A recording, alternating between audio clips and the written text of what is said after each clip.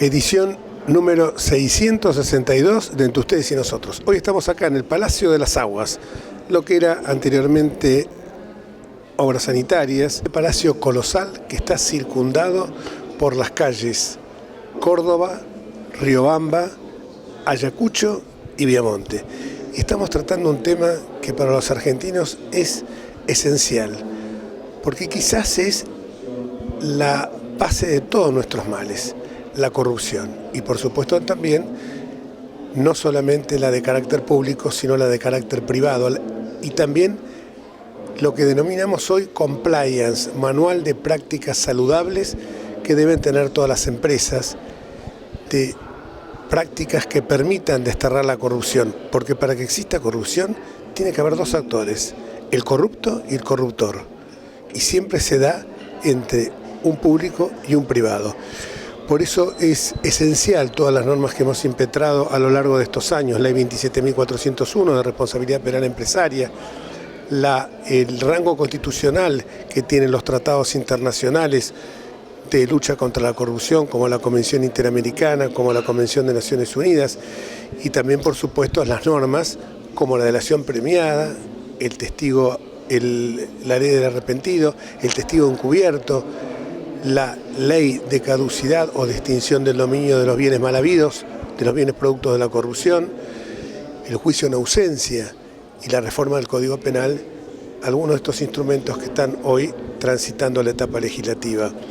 Pero son ellos esenciales, los que ya fueron sancionados, primordiales para haber detectado la mayor maniobra de corrupción impetrada desde el Estado, como una asociación ilícita que se aprovechó de los fondos públicos y que quedó plasmada en la famosa causa de los cuadernos, que tiene hoy nada más y nada menos a un expresidente con 13 causas penales en trámite y más de 5 prisiones preventivas.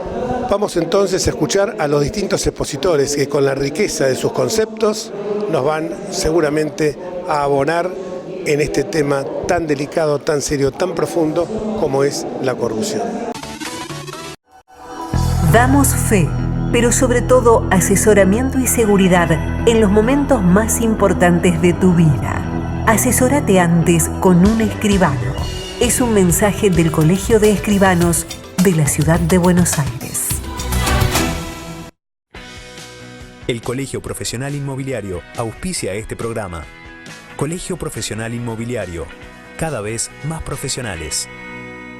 ¿Conocés los planes de salud de Andar, la obra social de los viajantes vendedores? Planes para empleados en relación de dependencia, monotributistas y particulares. Solicita un asesor comercial al 0810-345-0184. Sí, como contexto, digamos, este video era una manera para un poco relacionarnos al tema de la cultura que tanto se hablaba por la mañana. Ese es el contexto y los valores que son la base y la constitución del Grupo Enel.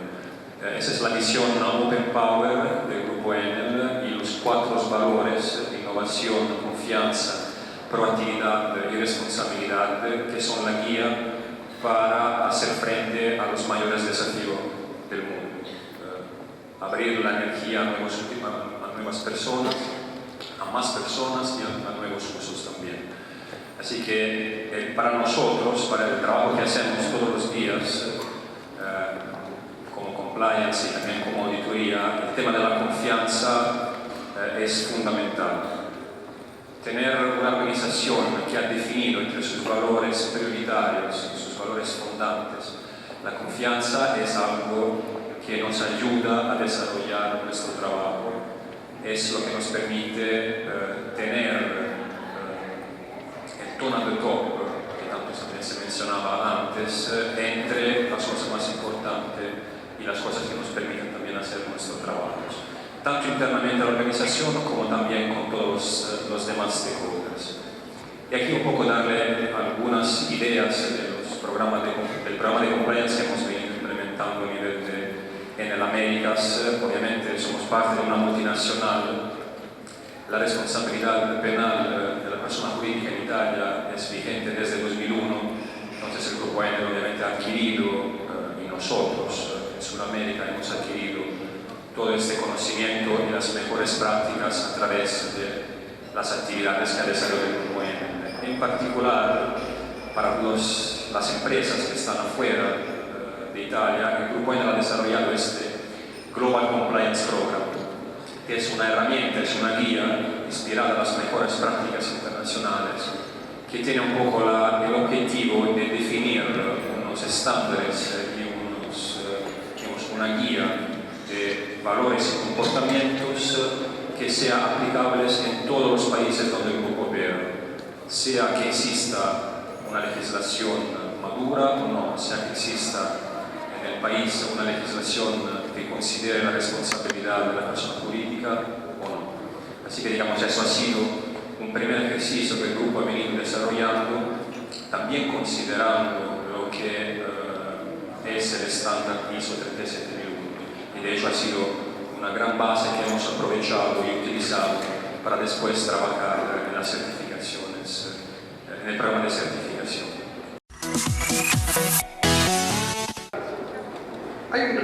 ¿Hay algo dentro de tu programa cuando presupuestas que decís, en esto no puedo fallar y en esto sí tengo que invertir y en esto sí o sí tengo que tener recursos? Sí, claro que sí. Cuando construimos el presupuesto original, este presupuesto estaba basado en la matriz de riesgo que habíamos hecho. O sea, estaba basado en criterios específicos de nuestro negocio, de las ubicaciones donde estábamos, de las legislaciones que tendríamos que atender. O sea, había una tabla de prioridades que iba desde la 0 hasta la 2000. Entonces, obviamente, el presupuesto, aunque esté ahí disponibilizado para marchar todos los pilares de compliance, no tiene prioridades. El segundo punto que siempre analizamos para los presupuestos es intentar hacer las cosas fáciles, ¿sabes? A veces hay cosas que suelen ser muy complejas para terminar la organización. Entonces, estamos tan motivados a hacer las cosas bien hechas que a veces nos suelen complicar las cosas. Y a veces utilizamos un recurso, una formación, un nuevo sistema, es más simple y funciona. Entonces, este es un otro enfoque que tenemos. Y la tecnología. Ahí, si tú operas globalmente, no voy a decir una empresa que tenga una actuación más nacional, pero cuando es internacional, sin tecnología no hay presupuesto que te valga. Como siempre, AISA, como continuadora de Obras Sanitarias de Nación, no solo conserva bien el edificio, sino que lo usa para las actividades culturales, informativas, formativas, académicas y de resalte también histórico a todas las organizaciones que propenden al bien común. Sí, bueno, y también teniendo en cuenta inclusive el motivo del evento, el sistema de gestión de compliance, AISA lo viene ejecutando y está un poco a la vanguardia, digamos, de las empresas argentinas, porque todavía no está muy difundido en forma general en la República Argentina, ¿no? Aunque sí en el mundo.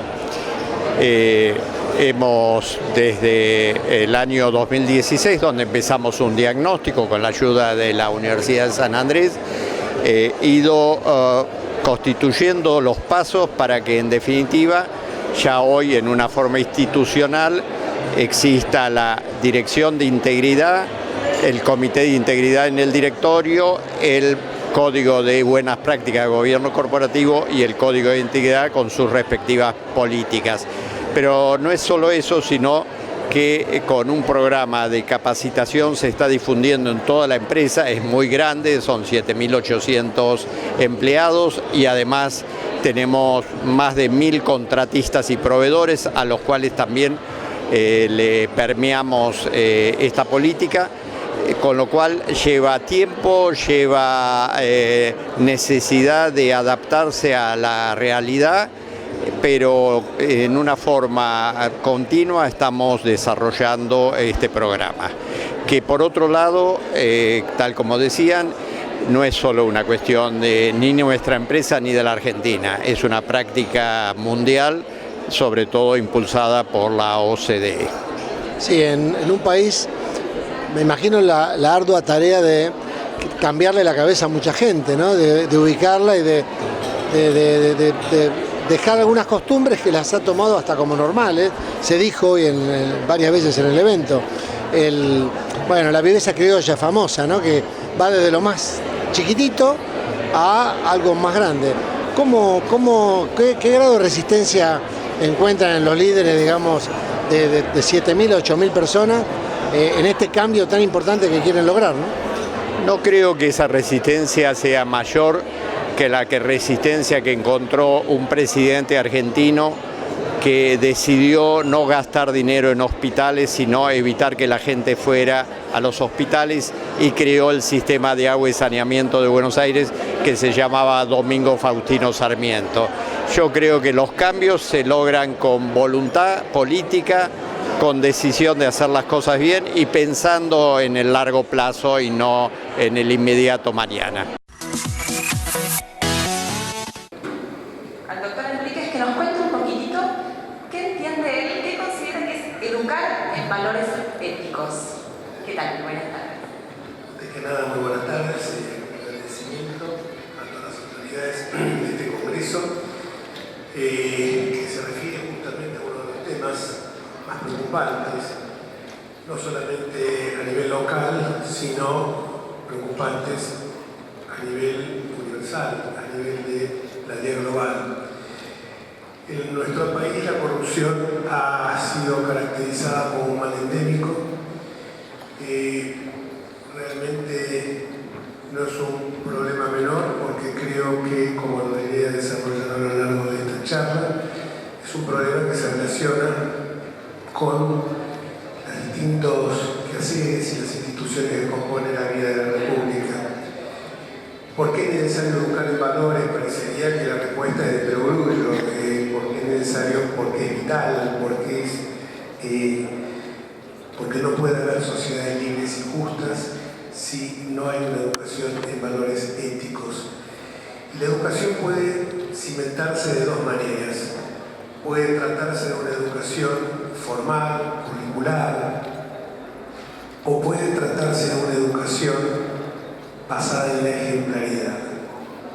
Quizás nosotros podemos tener cátedras de instrucción cívica, de ética y moral, pero si eso no lo trasladamos al campo de los comportamientos y de las ejemplaridades que recibimos a lo largo de toda nuestra vida y que comienzan justamente con el seno de la familia, si no vemos una ejemplaridad de nuestros padres, de nuestros hermanos, si no vemos unas conductas de esas características, por más que aprendamos ética, por más que aprendamos moral, evidentemente no se va esto a incorporar, no lo vamos a hacer, no lo vamos a aprender realmente en nuestros comportamientos cotidianos. Y esto se aprende también a partir de la ejemplaridad que nos dan nuestros padres, pero también la ejemplaridad que nos dan nuestros funcionarios. Si de los más altos vértices del poder, y cuando hablo del poder me refiero no solamente al poder político, me refiero al poder económico, al poder de los medios de comunicación, al poder de las asociaciones sindicales, si de ahí no dimanan comportamientos claros, transparentes, ajustados a las normas, evidentemente esa sociedad va a estar corroída en sus cimientos por el flagelo de la corrupción. Esta historia lamentablemente arranca con corrupción. Cuando venían las ordenanzas de los virreyes de España a estas playas del Río de la Plata, los virreyes decían, eran las ordenanzas reales, los virreyes decían, se acata pero no se cumple porque son de cumplimiento imposible. A partir de ese momento de la acata pero no se cumple, hacían que también normas que podían ser de cumplimiento factible, por la discrecionalidad del funcionario encargado de aplicarlas, quedaran a un costado. Y fíjense que esto se va relacionando a lo largo de toda nuestra historia con la figura del caudillismo. Entonces empezamos a ver que la vara de la ley no es rígida, no es igual para todos. Hay hijos entrenados. Y se genera el caudillismo. ¿Qué es el caudillo? El caudillo es la ley. El caudillo está por sobre la ley. El caudillo va a decir lo que está mal de lo que está bien. Lamentablemente en los tiempos recientes, no hace más de una década, avanzan mucho más. Ya no hablamos de se acata, pero no se cumple. Ahora se acata y no se cumple. Cuando fue el fallo del juez Griesa en Nueva York, vinculado con el reclamo de House y de otros títulos de la deuda, no solamente se dijo no se acata lo que está diciendo el juez, sino que tampoco se cumple. Qué atrocidad, ¿no? Porque ese juez nos habíamos sometido voluntariamente para la resolución de los conflictos que se pudieran sustanciar entre las partes. Esto me lleva a pensar que así como decía los dos tipos de educación o los dos tipos de forma de actuar, como han dicho muchos autores muy bien, porque no es solamente enseñar valores éticos, sino también que realizar una prevención social ante la corrupción. ¿Cómo prevenimos con educación? Y con ejemplos. En ese sentido, creo que no podemos hablar de corrupción leve o grave. No podemos pensar que el chico que se copia con su machete o el vecino sea una gracia. Porque ese mismo chico, cuando el padre vea que es una gracia, cuando el profesor mire para otro lado, va a empezar a adquirir comportamientos que después van a hacer con tener una ubicación mejor, pasando un dinero por debajo de la boletería de un estadio de fútbol, de un festival de rock, de lo que fuere. Y así va a seguir en esa escalada y va a llegar un momento que ya ese límite entre el bien y el mal quedó totalmente desdibujado. Es absolutamente permeable. Esto llevó a que incluso en el ámbito deportivo todavía se sigue festejando un gol de una Copa del Mundo hecho con la mano. Vergüenza internacional. Para nosotros es la picardía criolla. Mi padre murió en el año 1976. ¿Sabe lo que me dijo toda su vida? El mal nuestro es la picardía criolla. Que ahora nos va menos que los demás. Posiblemente, o lo habrá leído también, no estaba en boga una expresión, un neologismo, que acudió el sociólogo y político francés Émile Durkheim, es la anomia.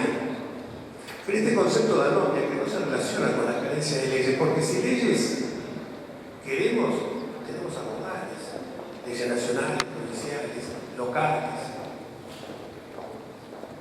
sino que se relaciona con la falta de cumplimiento de la norma. Esto de anomia lo desarrolló brillantemente un filósofo y jurista argentino, Carlos Nino, mentor ideológico en muchos temas de Raúl Alfonsín.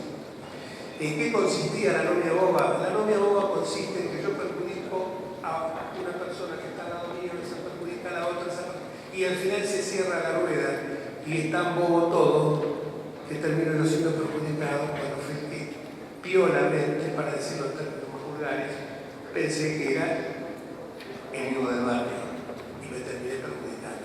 Pero no es que me terminé perjudicando yo, porque yo soy una persona jurídica individual.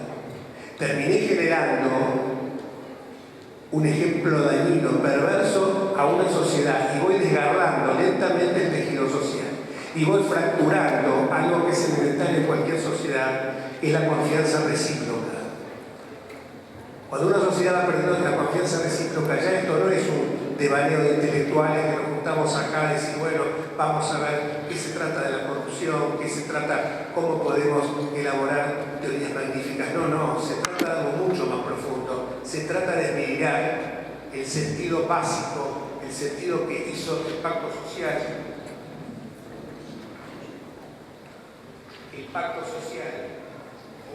El pacto social o que el conjunto de normas destinadas a regir la vida de convivencia de una comunidad estuviera absolutamente dañado.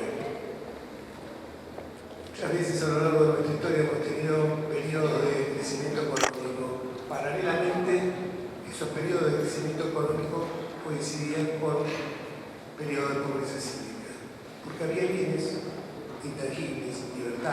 solidaridad, el respeto al prójimo, no dañar al tercero, dar a cada uno lo suyo, que se perdían, obnubilados a lo mejor por la posibilidad de comprar bienes materiales de elevado valor, bienes materiales que en muchos casos son hasta insustanciales, no llegan a satisfacer necesidades básicas.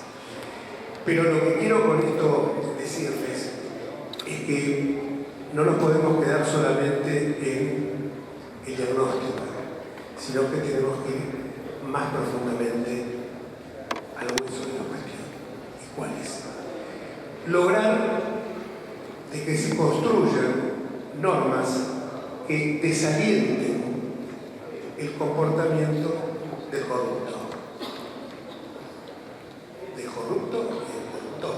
No nos olvidemos que hay dos elementos.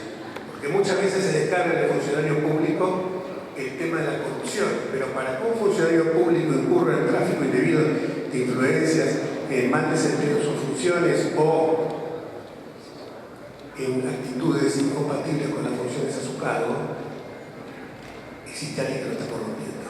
Y no hay justificativo del sector privado que deben decir durante los muchísimos años que ejercí activamente en mi profesión como abogado, que y bueno, si no la ponía la planta esta, no me daban tal o cual concesión o tal habilitación de obra pública, y esto, y ahí venía lo más perverso, y esto iba a generar que yo tuviera que cerrar la empresa y despedir obreros a la calle. Fíjense que era razonamiento perverso. Entonces eso aparentemente justificaba. Y le decía, si todos pensáramos lo mismo, no se dan cuenta que las transacciones comerciales empiezan a ser mucho más onerosas. Ya no lo hagamos por una razón moral. Ya hagámoslo, aunque sea por conveniencia. Hubo un ministro de Economía que hace unos años atrás dijo, la seguridad jurídica es ese concepto horrible. ¿Sabe la cantidad de inversiones que ese ministro de Economía espantó cuando dijo eso? Claro, porque para muchos de ellos es un prejuicio burgués. ¿Cómo es un prejuicio burgués la corrupción? Siempre escuchamos por ahí que hay que robar pero con códigos. Robar pero con códigos. Yo me acuerdo que escuché una vez a un gran profesor de derecho administrativo, Julio Comadera, que decía que lo que nosotros llamamos el bienestar común, lo que la tradición escolástica llama el bienestar común y que el iluminismo llama el bienestar general, podía llegar a justificar, no podía llegar a justificar cualquier tipo de comportamiento, porque siempre se dice, buscamos el bienestar común, y entonces cualquier medio puede ser posible. No, no, señor, cualquier medio no es posible. El famoso roba pero hace es tan perverso como el que no hace. Porque el que roba pero hace está abriendo un surco que va a terminar destrozando los cimientos básicos de una comunidad. Esto finalizo por favor. Yo les quiero aclararles que soy muy caótico en mis exposiciones y trato de abarcar muchísimos temas que a lo mejor después en las preguntas podré para que los colegas puedan compartir. Pero quiero decir simplemente esto, que tenemos que tomar conciencia algún día que el mismo ciudadano que acá viola una norma de tránsito, actitud corrupta, es el mismo ciudadano que cruza el Río de la Plata, cruza la cordillera y en Uruguay o en Chile produce, no, ya no digo los países del hemisferio norte, nuestros vecinos, produce una metamorfosis sustancial, cumple la ley, una metamorfosis que no siempre digo haría envidiar al propio Franz Kafka, cumple la ley. ¿Y por qué es eso? Por algo que dijo en 1762, creo, César de Beccaria en el libro, la famosa obra de derecho penal, El delito y la pena, que decía que no es la gravedad de la sanción la que hacía desistir de ese incumplimiento de la norma, sino la factibilidad que esa norma se cumpliera. Como se cumple de un lado del Río de la Plata y de un lado de la cordillera, acá en muchos casos buscamos el atajo, la vivencia, la picardía. Esa costumbre es nefasta. Alguna vez un presidente dijo que estamos condenados al éxito. Yo no creo que estemos condenados al éxito, pero tampoco quiero que estemos condenados a la decadencia y al fracaso con actitudes o comportamientos reñidos con la ética y la moral. Muchísimas gracias. Bueno, gracias.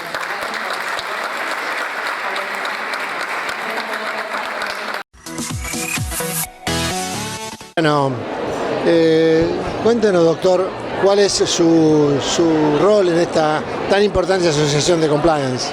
Sí, bueno, en la Asociación Argentina de Ética y Compliance, que está constituida hace más de 10 años, que en algún momento yo fui el presidente, hoy mi rol es dirigir la certificación internacional en Ética y Compliance, y lo que hacemos es entrenar a todos los líderes de la función de compliance en las organizaciones públicas y privadas con o sin fin de lucro, para que puedan desempeñar esta función tan importante con éxito y con efectividad. Un poco la de Compliance Officer. Exactamente, exactamente. Nosotros lo que hacemos es preparamos a Compliance Officers para este desafío, que es implementar programas de integridad en las empresas, que no es nada fácil en nuestro país. A eso iba justamente, me destacó. ¿Cuál es el grado de penetración de este sistema de gestión, que en otros países del mundo ya está muy desarrollado, en nuestra Argentina? Bueno, nosotros podemos distinguir 3 elementos que ayudaron en la penetración de lo que es un programa de integridad o de compliance en Argentina. Lo primero es que la legislación internacional lleva una convergencia, que todos los países que quieran transaccionar en forma transparente tengan que tener determinadas pautas de integridad. Lo segundo que nos pasó es el caso de los cuadernos. Eso hizo que se tome conciencia pública del mal de la corrupción, a pesar de que se venía hablando mucho, pero al poder palpar todo este tipo de cuestiones, la gente se empezó a dar cuenta que puede ir esposado, por ejemplo, a Comodoro Pi. En ese momento es como que empezaron las empresas a ver cómo se empezaban a cuidar. Y lo tercero es que salió una ley, que es la Ley de Responsabilidad Penal de las Personas Jurídicas para Delitos de Corrupción, y que obligó a determinadas empresas que transaccionan con el Estado Nacional a tener un programa de compliance, y a otras que no, también lo hizo como una especie de programa mandatorio, porque podía ser un eximente de penalidades. Sí, se puede distinguir, o yo por lo menos por lo poco que sé de compliance, no soy un especialista, lo que es el hard law y el soft law. Uno es aplicar todo lo que está legislado, que la empresa tenga protección sobre eso, y el otro es ir un poco más allá y hacer prácticas internas, aún no obligatorias, pero sí éticas. Las primeras, es lo primero que atiende a desarrollar la empresa hoy, Argentina, para prever esto que pasó con lo de los cuadernos, por ejemplo. Exactamente, lo primero que es una cuestión para cumplir con una ley y tener este programa de integridad, lo que hacen las empresas es escribir un código de conducta, escribir políticas que la ley detalla, no taxativamente, pero sí enunciativamente, y algunos elementos de estos son obligatorios, incluyendo la capacitación periódica. También es muy importante tener otros elementos como una línea de reporte, una línea de denuncia, una figura de compliance officer, el apoyo de la dirección y otros elementos más, ¿sí? Pero cuando uno habla de qué significa para un programa de integridad cumplir con la ley, en realidad es el 10% del problema. El otro 90% es una cuestión de comportamientos. ¿Cómo hacemos para que la gente común, esa gente que no va a leer la ley o que va a firmar un código de conducta pero no lo va a leer nunca más, se comporte correctamente? O sea, no hagas a otros lo que no te gusta que te hicieran a ti. Y esa es la clave, y hay que trabajar sobre el comportamiento de la gente, que no es nada fácil. Perfecto, bueno, algo más que quiera decir del evento de hoy, que me pareció muy interesante, sobre todo a nivel de expositores, ¿no? Estamos súper contentos de tener un evento de casi 350 personas, con expositores que nos vinieron a visitar de distintos lados del mundo, no solamente de la región, sino de otros lugares, y gente de alta jerarquía, inclusive el diputado Enríquez, que nos honró con su presencia, y la verdad que nos dio una lección de ética a todos los presentes. Y después de esta extenuante, porque fue larga por cierto, jornada, nos vamos hasta la próxima edición de Entre Ustedes y Nosotros.